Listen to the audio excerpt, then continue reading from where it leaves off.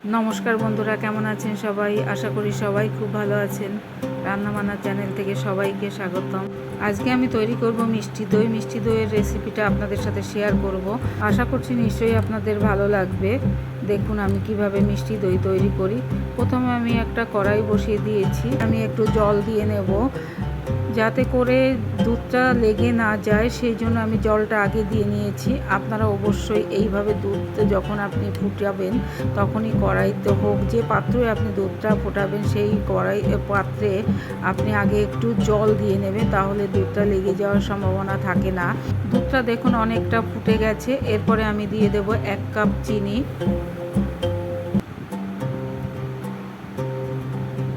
আমি 1 কিলো দুধ নিয়েছি, তাতে আমি 250 গ্রাম চিনি ব্যবহার করব।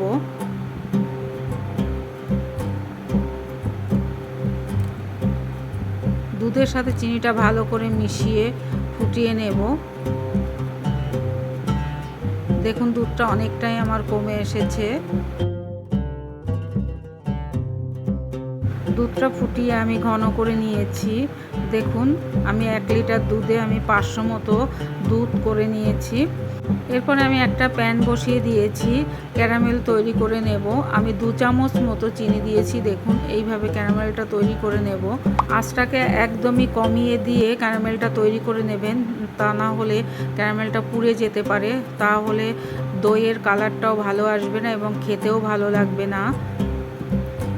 দেখুন আমি কিভাবে তৈরি করেছি।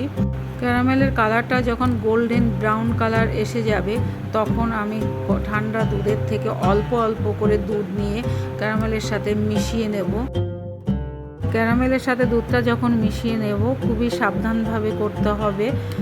ক্যারামেলটা আমার তৈরি করা হয়ে গেছে। দেখুন আরেকটা কথা বলে রাখি, দুধটা যখন আপনি ফোটাবেন তখন অনবরত নাড়তে থাকবেন। দুধের সর পড়তে দেওয়া যাবে না, তাহলে দইটা কিন্তু ভালো হবে না।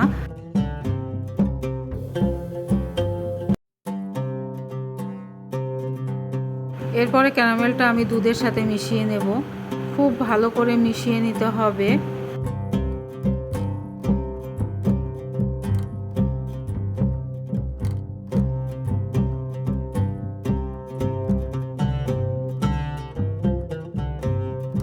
এরপরে আমি দুধটাকে ঠান্ডা করে নেব। ঠান্ডা করে নেওয়ার জন্য বারবার হাতা দিয়ে এইভাবে নাড়িয়ে নাড়িয়ে ঠান্ডা করে নেব।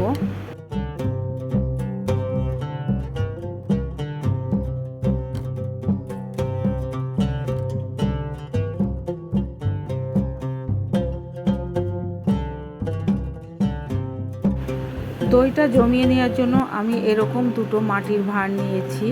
ভাঁড়ের ভিতরে একটু দই দিয়ে ভালো করে লাগিয়ে চারিপাশে এইভাবে ভাঁড়ের ভিতরটা দইটা লাগিয়ে নেব। এই কাজটা অবশ্যই করে নিতে হবে, এতে করে দইটা খুব ভালো জমবে।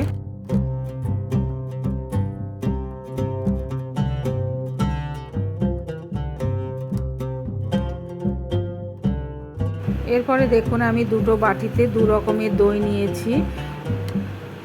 আমি 3 চামচ করে দই নিয়েছি। মিষ্টি দই নিয়েছি 3 চামচ, আর টক দই নিয়েছি 3 চামচ।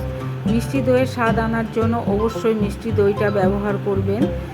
আর অবশ্যই করে মিষ্টির দোকানে দই এনে দইটা বসানোর চেষ্টা করবেন, তা না হলে দইটা খুব ভালো হবে না। আর দইটা খুব ভালো করে ফেটিয়ে নিতে হবে এইভাবে।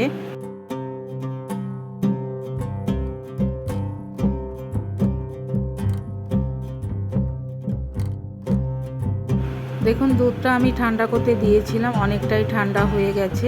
এরপরে একটু চেক করে দেখে নেব দুধটা কতটা গরম আছে।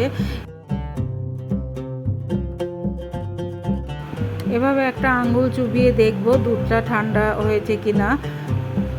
এরপরে আমি দুটো দইয়ের মধ্যেই 1 হাতা করে দুধ দিয়ে মিশিয়ে নেব।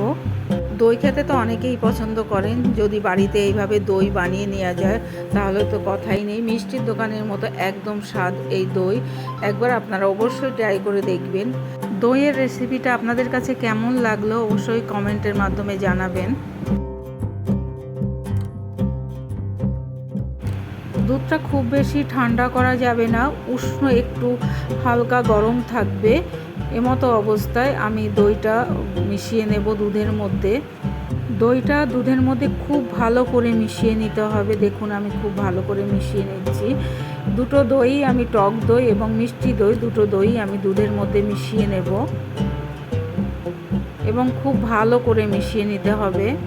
দুধটা আমি খুব ভালো করে ঘন করে নিয়েছিলাম, তাই ঘনত্বটাও বেশ ভালো হয়েছে। দেখুন, দেখা যায় দই অনেক সময় জমে না, তাহলে আপনারা পরের দিন আপনারা একটু গরম জলের মধ্যে বসিয়ে রাখবেন, তাহলে দেখবেন দইটা ভালোভাবে বসে গেছে। এরপরে আমি ভাঁড়ের মুখগুলো এভাবে ফয়েল পেপার দিয়ে ভালো করে আটকে দেব।